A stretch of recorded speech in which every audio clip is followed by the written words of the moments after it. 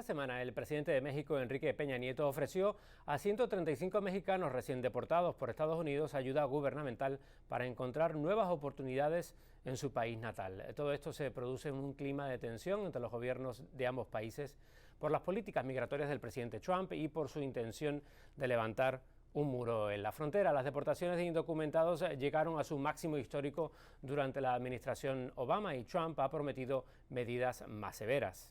Cuando tienes una situación como la mía y más ahorita como está con la nueva administración del nuevo presidente, sí, porque parece que todos los que hayan cometido algún delito, aunque ya hayan pagado por su delito, todos los que hayan cometido algún delito anteriormente y estén ilegales, los están yendo a buscar. Peña Nieto anunció el 30 de enero que destinaría unos $50 millones en asesoramiento legal a mexicanos que enfrentan posibles deportaciones en los Estados Unidos. La semana pasada, en Pura Política, el cónsul en Nueva York hablaba de las ayudas. En México, a través de un consorcio liderado, por supuesto, por la Cancillería mexicana y por el Ministerio del Interior o Secretaría de Gobernación allá, estamos ya implementando un programa denominado Somos Mexicanos, a través del cual nosotros asistimos el retorno, ya sea voluntario o como consecuencia de una deportación, de todos los mexicanos que regresan a México o que habrán de regresar a México. También ofreciendo ánimo y apoyo a los líderes de los principales partidos mexicanos aquí en Estados Unidos. Está con nosotros el presidente del partido gobernante, el Partido Revolucionario Institucional, Enrique Ochoa Reza. Muchas gracias por estar con nosotros en Pura Política. Muchas gracias, Juan Manuel. Un gusto estar aquí en Pura Política y gracias por tenerme aquí en New York One. Quiero aclarar antes de nada que ambos nos conocemos desde hace mucho tiempo, ya que fuimos juntos a la universidad. Muchas gracias por venir, Enrique. Hacía mucho tiempo que no nos veíamos. ¿Está preparado el gobierno mexicano y tu partido para acoger dignamente a todos aquellos mexicanos que tengan que regresar a México desde Estados Unidos? Sí, y tenemos que decir también que tenemos que mejorar las condiciones económicas y sociales de México que permitan prevenir la necesidad de migración en primer lugar. Es decir, hay que reconocer que la gente migra porque no encuentra las mejores condiciones de desarrollo económico, social o cultural en su país original. Entonces, lo que más conviene para todos, viendo hacia adelante, es que México tenga mejores condiciones de desarrollo social, mejores condiciones de empleo justo, bien remunerado, seguro, que permitan a las familias quedarse en México para seguir su proyecto de vida. Y por otro lado, para aquellos que han decidido migrar a los Estados Unidos o a cualquier otro país, tenemos que fortalecer la atención consular, especialmente en Estados Unidos cuando percibimos que se está intentando criminalizar la migración. No podemos permitir eso. Los migrantes están buscando las mejores condiciones de desarrollo. No podemos permitir que se separen a las familias, que tengas una división entre padres e hijos por una política pública que no entiende que los hijos están siguiendo su propio proyecto de vida, preparándose en las universidades, estudiando distintas profesiones, buscando un desarrollo personal de manera honesta, de manera segura. Y por esa razón estamos a favor de la comunidad migrante y ese es un motivo de mi visita a Nueva York. Exacto, porque no eres tú solo, sino también de otros partidos políticos están llegando aquí para ofrecer apoyo y para ofrecer ánimo a los migrantes mexicanos en un momento tan complicado. Pero el mensaje que le llevas a esos compatriotas es aguanten aquí y les vamos a ayudar legalmente si tienen problemas con la justicia o con deportaciones, o vengan, regresen a nuestro país, que le vamos a ofrecer un trabajo digno. Las dos.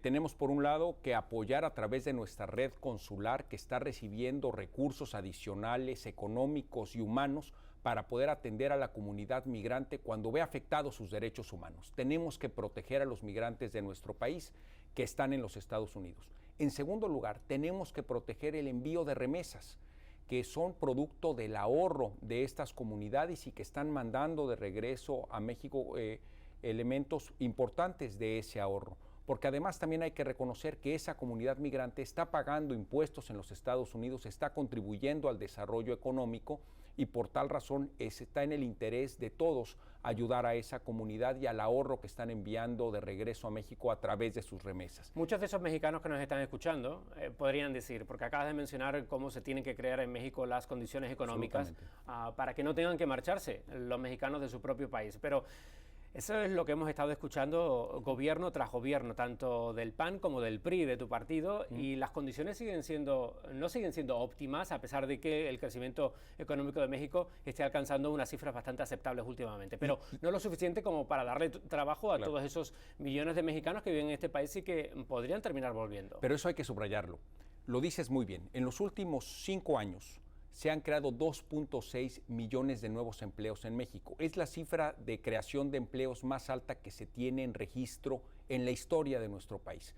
De hecho, si juntas los últimos 4 años de las 2 administraciones panistas pasadas, juntos esos 2 gobiernos no han creado tantos empleos como los que se han creado bajo la administración del presidente Peña Nieto en estos 5 años.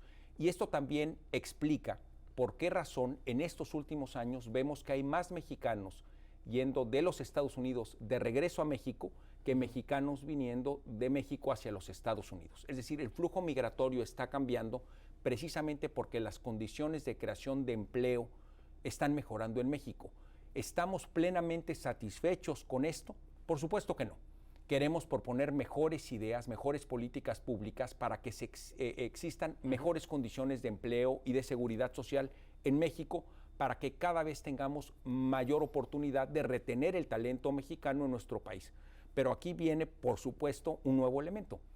Tenemos que proteger el libre comercio entre México, Estados Unidos y Canadá, que contribuye de manera significativa a precisamente el crecimiento económico de manera sostenida y por lo tanto la creación de mejores empleos. Y veremos por a ver esa razón, cómo termina eso, porque ahora el presidente de Estados Unidos, Donald Trump, quiere revisar el Tratado de Libre Comercio de Norteamérica y quiere ver si es capaz de cambiar algunas de las condiciones para que sean más favorables a Estados Unidos. Esta semana también Luis Videgaray, que es el secretario de Relaciones Exteriores, el canciller mexicano, que fue en su día secretario de Finanzas, se reunió con Rex Tillerson, que es el recién nombrado y acaba de tomar posesión de su cargo secretario de Estado del gobierno de Donald Trump.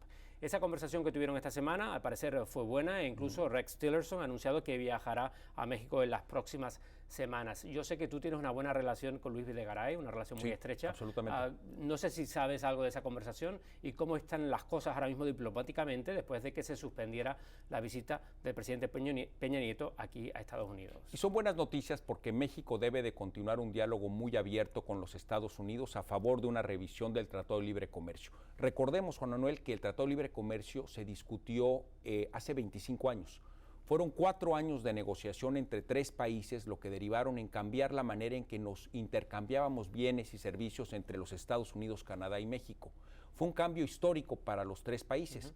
Y te recuerdo que en aquella discusión había personas que estaban en contra del Tratado de Libre Comercio entre México, Estados Unidos y Canadá por razones históricas o ideológicas. El tiempo nos ha dado la razón a quienes estamos a favor de una integración global, de un intercambio libre de comercio entre los 3 países de América del Norte.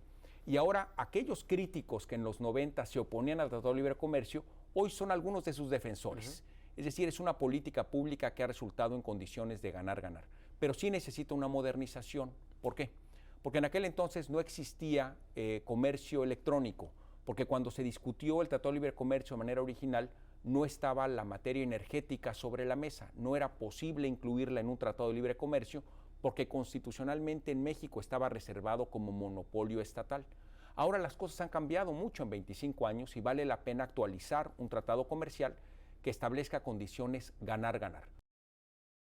¿Quién va a pagar por el muro? Pues obviamente México no pagará un solo ladrillo de un muro y reconocemos que Estados Unidos, como ya lo ha hecho, puede construir un muro de su lado de la frontera. Obviamente no es una política amistosa entre países vecinos levantar un muro, pero no se le puede pedir a tu vecino que pague por el muro que construyes en tu propiedad. Ciertamente el muro que ya existe entre la frontera entre México y Estados Unidos, que cubre cerca de una tercera parte de esa frontera, no ha detenido el flujo de 1 millón de personas que pasan legalmente en la frontera a lo largo de los más de 50 puntos fronterizos, puentes que generan una relación bilateral positiva. Tampoco ha interrumpido el amplio flujo comercial que circula entre los 2 países, que claramente es benéfico porque crea empleos en las 2 fronteras. Pero precisamente por esa razón, porque necesitamos ir más allá de los muros, porque la conversación tiene que ir a condiciones benéficas para los 2 pueblos, es que estamos aquí en Nueva York. para escuchar los mejores puntos de vista de la comunidad migrante, de la comunidad empresarial, de los banqueros, de la comunidad académica, que nos permita avanzar en la agenda ganar-ganar entre México y los Estados Unidos. Y llevas unos meses como presidente del partido, un partido como el PRI. Cuéntanos cuál es tu labor como presidente y con qué programa político tienes para tu propio partido. Llevo 6 meses como presidente nacional del PRI. Lo que estamos impulsando es una clara agenda a favor del desarrollo social, a favor del desarrollo económico, a proteger los derechos humanos de los mexicanos, tanto los que vivimos en México como los que viven en Estados Unidos o en otras partes del mundo.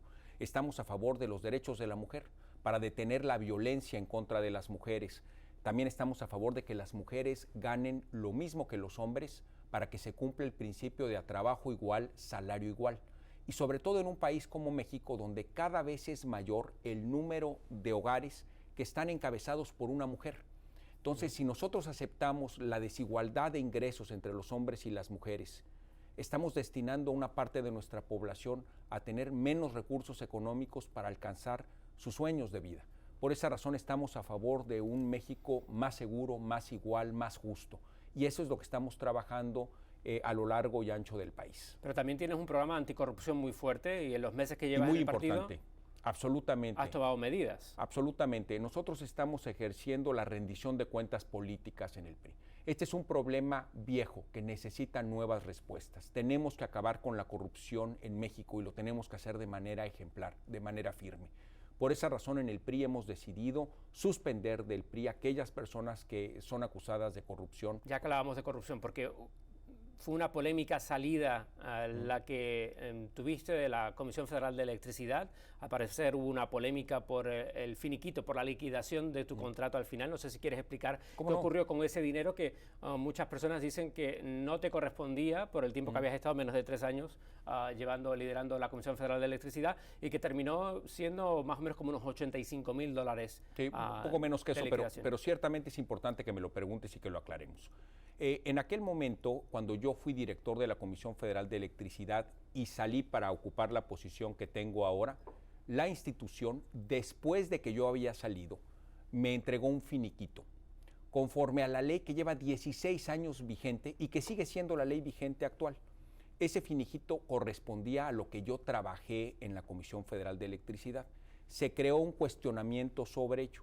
Se aclaró puntualmente la legalidad de lo mismo, pero al final mi familia y yo decidimos el año pasado donar ese recurso a distintas instituciones de beneficencia pública.